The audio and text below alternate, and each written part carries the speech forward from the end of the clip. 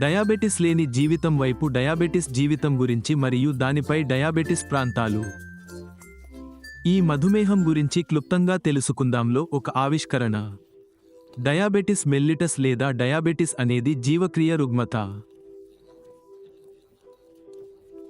Insulin స్రావంలో ఆటంకం లేదా insulin ప్రాసెసింగ్లో ఆటంకం కారణంగా లేదా డయాబెటిస్ అనేది రెండు కారణాల వల్ల క్లోమం యొక్క రుగ్మత.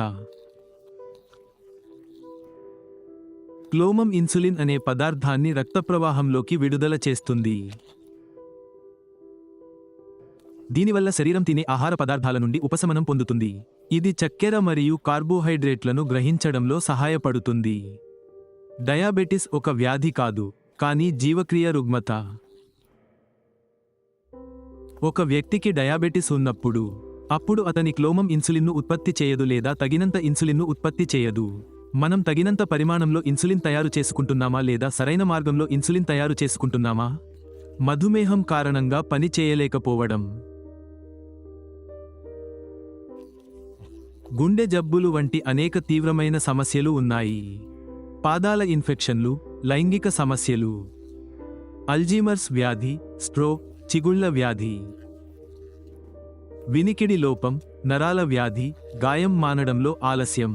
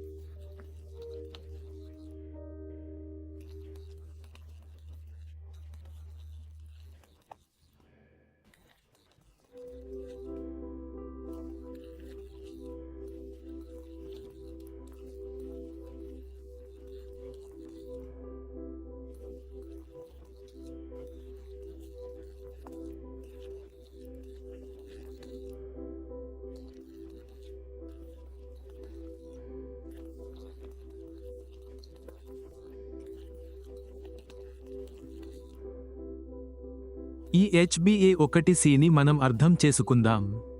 మీరు మీ చక్కెర పరీక్ష చేయించుకున్నప్పుడు అది పరీక్ష సమయంలోనే.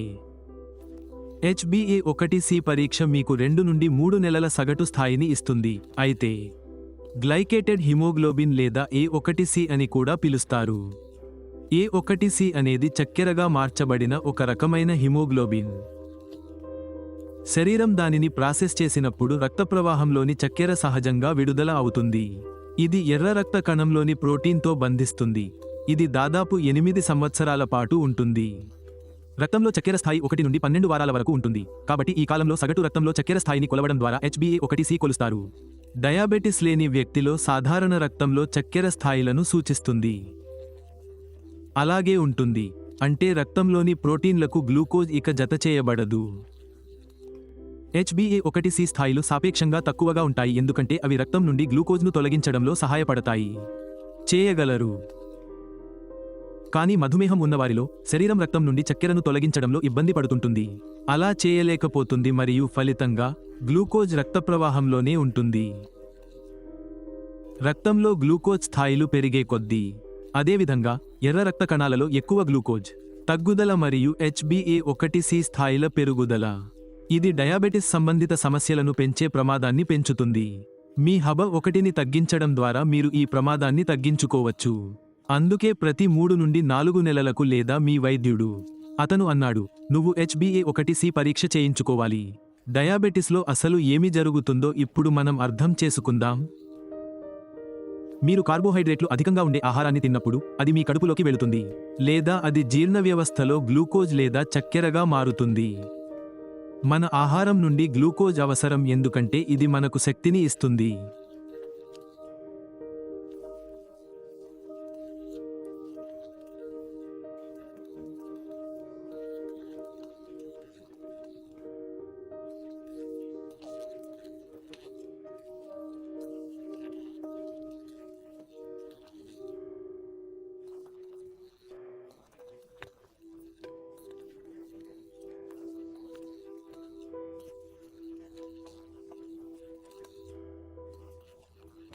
మనం తినే ఆహారం నుండి శక్తిని పొందగలుగుతాము.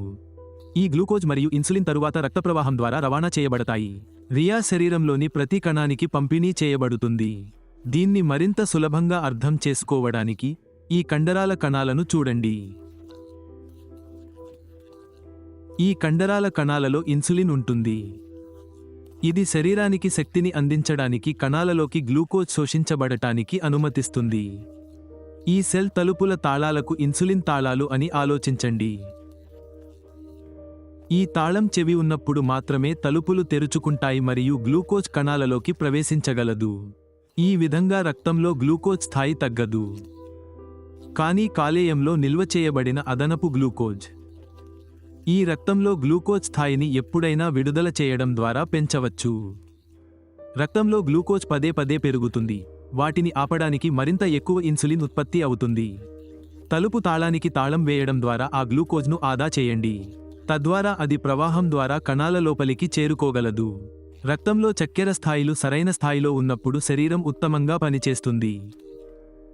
కానీ రక్తంలో చక్కెర స్థాయి పెరిగినప్పుడు శరీరం సరిగ్గా పనిచేయలేకపోతుంది.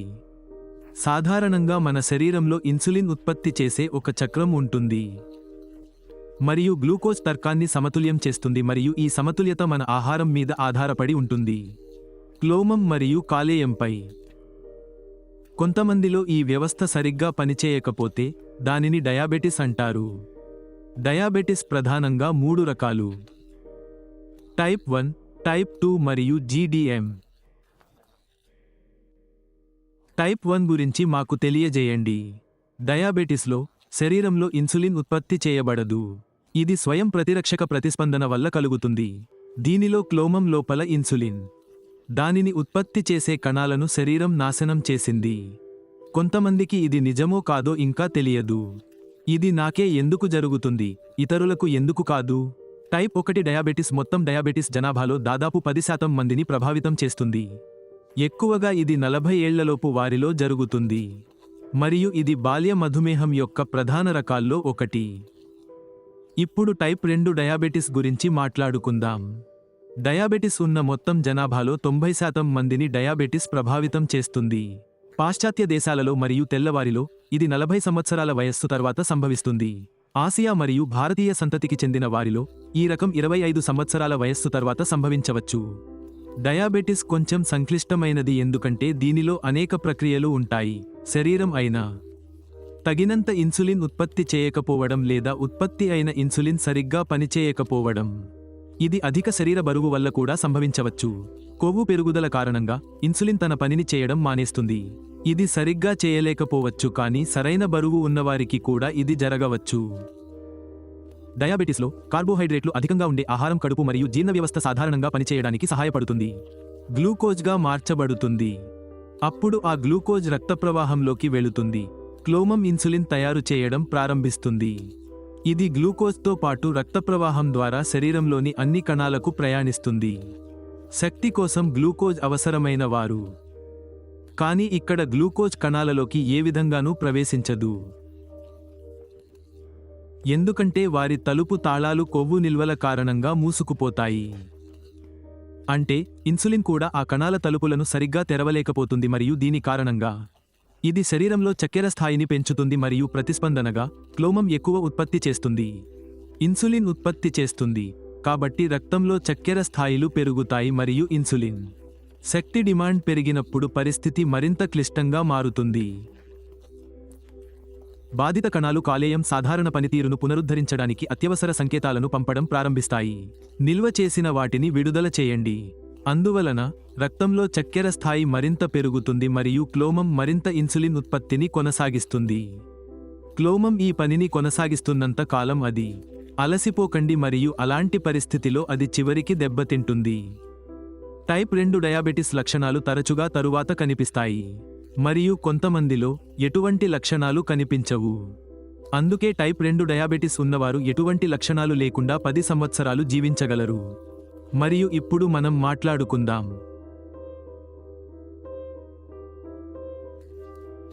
డయాబెటిస్ లేని ఏ స్త్రీకైనా GDM గర్భధారణ మధుమేహాన్ని కలిగిస్తుందా? డయాబెటిస్ అనేది చక్కెర స్థాయి ఎక్కువగా ఉండే తాత్కాలిక పరిస్థితి అయినప్పటికీ దాని ఖచ్చితమైన కారణం తెలియదు, కానీ అది జరాయు హార్మోన్ల పెరుగుదల వల్ల కావచ్చు. మధుమేహం ఉన్నవారిలో తల్లి మరియు బిడ్డ గ్లూకోజ్కు కారణమవుతుంది. అది వారి శరీర కణాలలోకి ప్రవేశించదు. అందువల్ల రక్తంలో గ్లూకోజ్ స్థాయి నిరంతరం పెరుగుతూనే ఉంటుంది. శరీరం రక్షణగా మూత్రపిండాల ద్వారా ఈ గ్లూకోజ్ స్థాయిని తగ్గించడానికి పనిచేస్తుంది.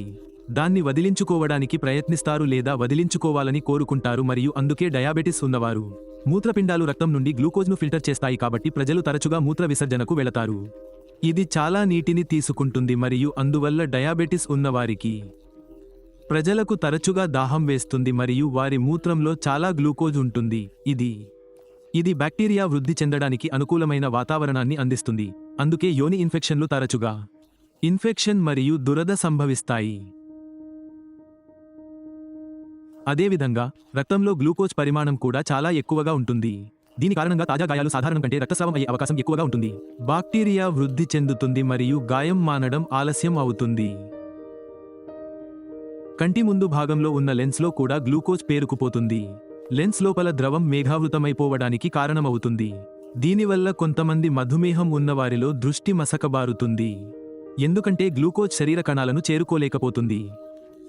దీని కారణంగా శరీరానికి శక్తి అందదు మరియు ఫలితంగా మధుమేహం ఉన్నవారు చాలా అలసిపోయినట్లు అనిపిస్తుంది మరియు రోజువారీ కార్యకలాపాలు చేయలేకపోతుంది. మనం దానిని అనుభవిస్తాము, కానీ మరోవైపు శరీరానికి పని చేయడానికి నిరంతరం శక్తి సరఫరా అవసరం. అటువంటి పరిస్థితిలో శరీరం శక్తిని పొందడానికి దాని నిల్వ కొవ్వును ఉపయోగించాల్సి ఉంటుంది. ఇది కార్బోహైడ్రేట్లను విచ్ఛిన్నం చేయడం ప్రారంభిస్తుంది మరియు డయాబెటిస్లో శరీర బరువు తగ్గడానికి ఇదే కారణం. ఇది ఇలా ఉంది.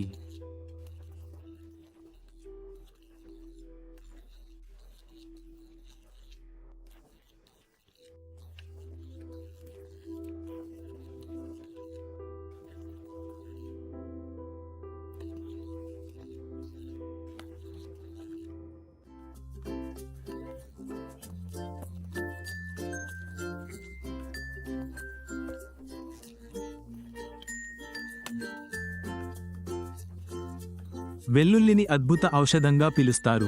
దీనిని పురాతన కాలం నుండి ఉపయోగిస్తున్నారు మరియు చికిత్స మరియు రక్షణ కోసం ఉపయోగించే మొక్కలలో ఇది ఒకటి. దీనికి వ్రాతపూర్వక ఆధారాలు ఉన్నాయి. వెల్లుల్లి అత్యంత పురాతనమైన సాగు మొక్కలలో ఒకటి. దీని వయస్సు 5000 సంవత్సరాలకు పైగా ఉంది. వెల్లుల్లి నాగరికత ప్రారంభం నుండి ఉపయోగించబడుతోంది.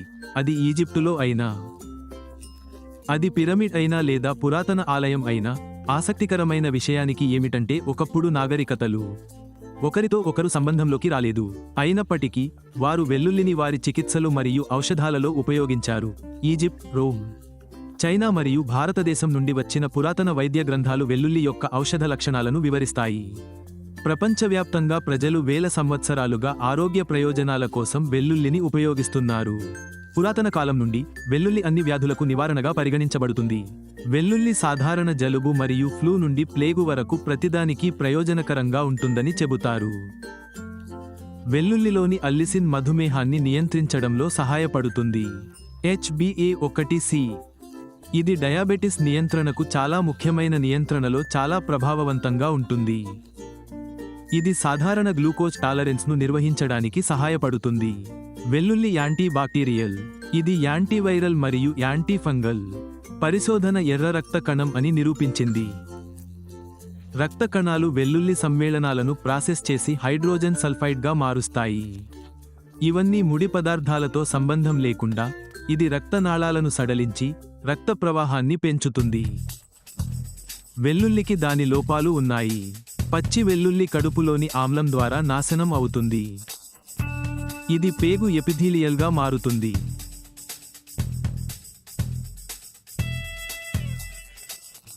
కణాల ద్వారా విచ్ఛిన్నమవుతుంది.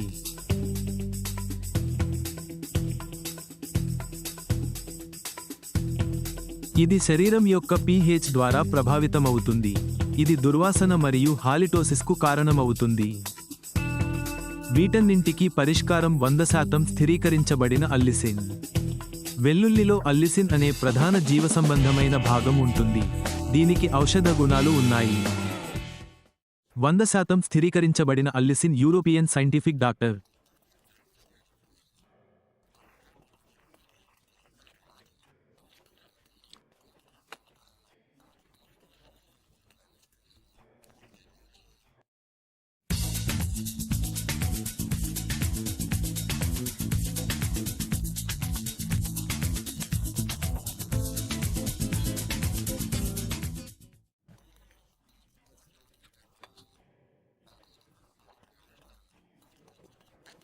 మరియు అందరికీ చాలా ఆరోగ్యకరమైనది. చిన్నది. 36 పచ్చి వెల్లుల్లి రెబ్బలతో 210 మిల్లీగ్రాములు క్యాప్సూల్. డయాబ్లోయిడ్ పరిశోధన ఆధారిత మరియు విప్లవాత్మకమైన వాటికి సమానం. మూలికా పదార్థాలతో తయారు చేయబడింది. ఇది 5 అత్యుత్తమ పదార్థాలతో తయారు చేయబడింది. 100% స్థిరీకరించబడిన అల్లిసిన్. కాకరకాయ లేదా కాకరకాయ, దాల్చిన చెక్క లేదా దాల్చిన చెక్క, ఆల్ఫా లిపోయిక్ యాసిడ్ మరియు క్రోమియం పికోలినేట్. డయాబా లైఫ్ ఫీచర్స్ లేదా యూఎస్పీ. డయాబా లైఫ్ అనేది భారతదేశంలో మొట్టమొదటి మధుమేహ సంరక్షణ రంగంలో ఒక ఆవిష్కరణ. పరిశోధన ఆధారిత మరియు అద్భుతం. 100% స్థిరీకరించబడిన అల్లిసిన్తో తయారు చేయబడిన ఉత్పత్తి. 100% స్వచ్ఛమైన శాఖాహార గుళికలలో తయారు చేయబడింది. యుకెగ్రాస్ సర్టిఫైడ్ పదార్థాలతో తయారు చేయబడింది. జిఎంఓ కాని పదార్థాలతో తయారు చేయబడింది. పేటెంట్ పొందిన ఫార్ములా. యూకేజీఎంపీ ఆమోదించబడిన నాణ్యమైన పదార్థాలతో తయారు చేయబడింది. ఎన్ఆర్ ధృవీకరించబడింది. ఎంహెచ్ఆర్ఏ ఆమోదించబడిన పదార్థాలతో తయారు చేయబడింది. డాక్యుమెంటెడ్ క్లినికల్ ట్రయల్ మార్కెట్లో. ప్రపంచంలోని అనేక ఇతర దేశాలలో పోటీ లేని ప్రత్యేకమైన ఉత్పత్తి. వర్తమానం.